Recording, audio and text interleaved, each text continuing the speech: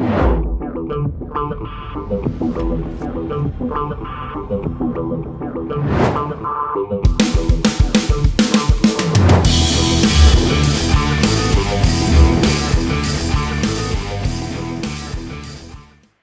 what's up, Fearless Networkers? Todd Falcone here. Welcome back to the Fearless Networker Show. What's going on? Happy days. What's happening? Last week we talked about if you're personally not getting results, what do you do? Right? That was if you didn't catch last week's episode, that's episode 27.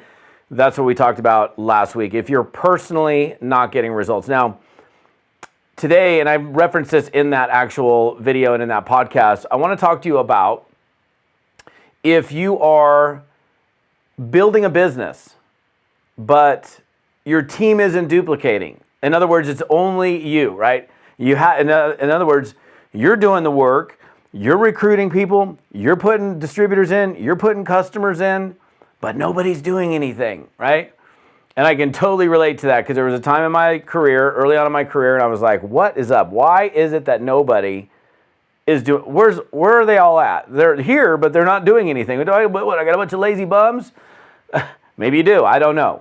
But let's kind of like, again, I like to, if there's a problem, we got to back off from the problem and kind of take a bigger look at it and see if we can, instead of focusing on the problem, we can focus on the solution and figure out why this might be happening, right? So let's take a little peek at it. So first of all, we have to go with the assumption that you're building. So it's not like you're doing the work. And you're not only doing the work, but you're getting some result, which is you are personally recruiting. You're personally putting customers in. But none of these people are duplicating. And I had a team back in the day, small team. And by the way, this is a scenario that typically is only going to happen with a smaller organization, maybe a couple hundred people or less. You know, you got 4, 5, 6, 700, 1,000, 1,500 people. There's going to be people that are working. I mean, it's always going to be a smaller percentage of that number that are showing up and working. So it may be a few things. It may be you haven't found the right person. It may be just that and that alone. And so it's a numbers game, right? We've heard people aren't numbers. We don't see them as dollar signs on their foreheads, but it's a numbers game. Prospecting is a numbers game. And no matter how good you are skill-wise, it's a numbers game. Even if you're the most highly skilled recruiter on the planet, you don't recruit everybody. Maybe because you're more highly skilled, your numbers are better. Maybe for every 10 people that you talk to, you recruit 4. Where somebody else who's not as skilled might recruit 1 or 2. I don't know. And then when they're in your business, it's weird because people come into the business and then there's a percentage of them that come in and never really intend on doing the business. So maybe, I don't know. You got to look at your situation, but are you putting a bunch of people in that really wanted to be customers, but they're in as distributors? I mean, back in the day, we did that a bunch during the unilevel days when those things first came out because there wasn't a big focus on retail customers. So I'd have people that were basically customers that came in that really weren't customers. They weren't distributors. It said distributor, but they were really a customer. So they had no intention on building the business. So for me to get upset about why they're not doing anything is just insanity. So maybe, I don't know. We got to look at maybe it's who you recruited. Did you recruit a bunch of your broke, lazy friends that have got no motivation? Maybe. Is it that they don't know what to do? That's a big sign. That's something to look at. So if people are coming in and like the key, as you guys have heard me say, to duplication is systems and simplicity and systems. Right? If you keep things simple and you have systems and processes to follow, meaning A, B, C, 1, 2, 3. This is how we do it.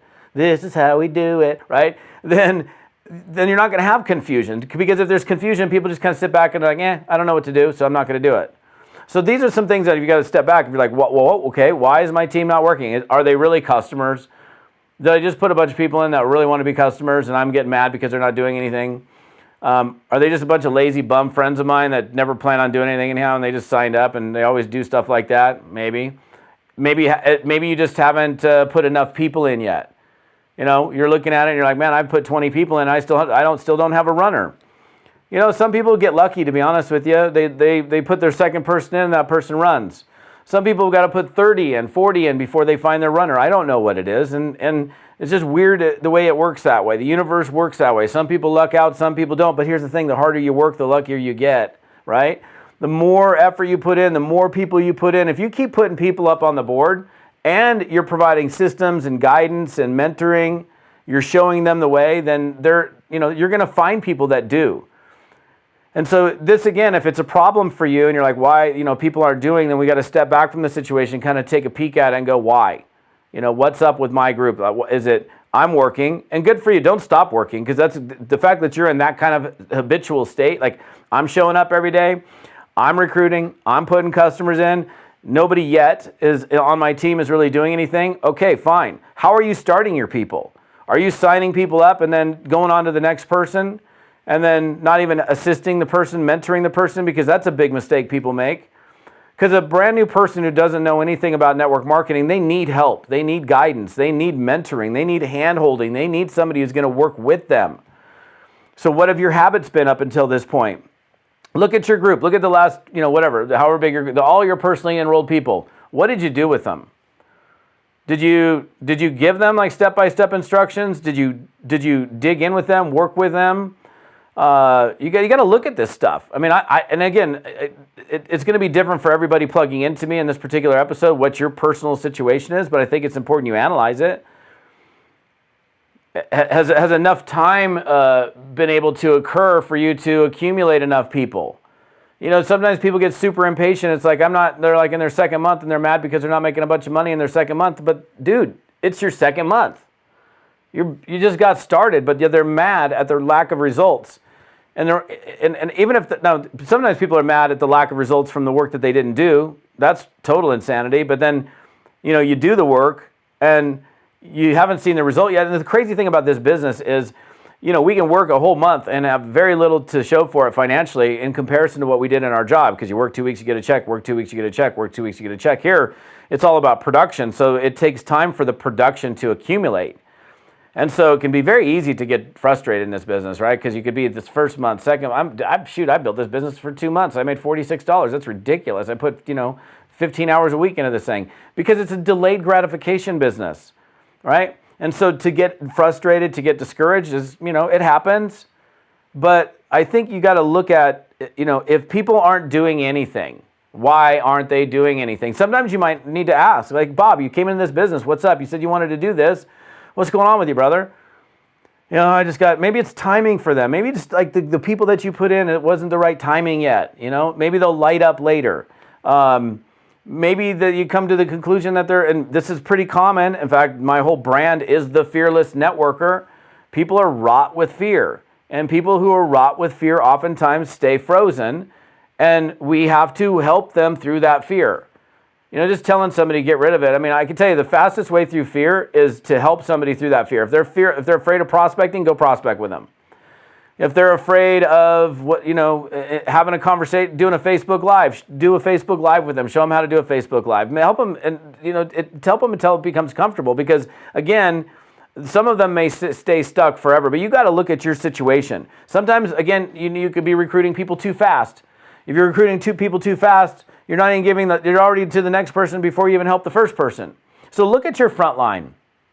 Look at all the people that you're like, when you're bummed about the fact that nobody's doing anything, what did you do with them? Are they the right, really ask yourself, are they the right people? Sometimes they're the right people, but it's not the right time. Because I put really, really good people into the business that never did anything. I mean, really talented people that just never did anything. Maybe they just weren't ready. That was the wrong time. They just never really pulled the trigger for whatever reason. And sometimes we can't really do anything. We can't make somebody pull the trigger in this business. They got to want it. So if you're struggling with lack of team progress, step back, look at your situation, go line by line through each person and just ask yourself, what have I done with these people? Is this the right guy? Is this really a customer? Is this a distributor? Have I helped them? Do we as an organization have tools and systems and processes that are easy to follow, easy to understand? And does this person that I'm thinking about right now, does that person, have they gone through that? Have they really embraced this?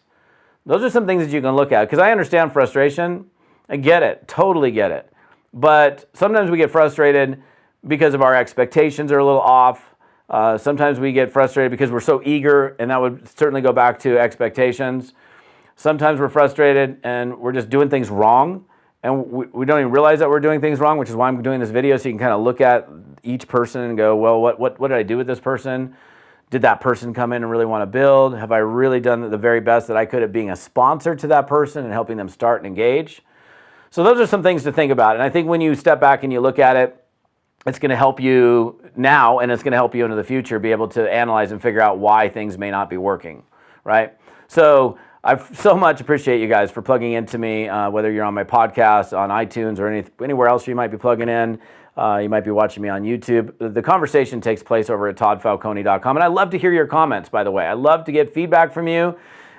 You take this stuff that I'm teaching you in these videos, apply it into your business, or if you're listening to me on audio, take the stuff on the audio, apply it into your business. That's the important thing. You can find the rest of this episode and all the details around it at toddfalcone.com/episode 28. Again, that's TODDFALCONE.com/episode 28. So I appreciate you guys. Have a great day, and go get it. We'll see you next time.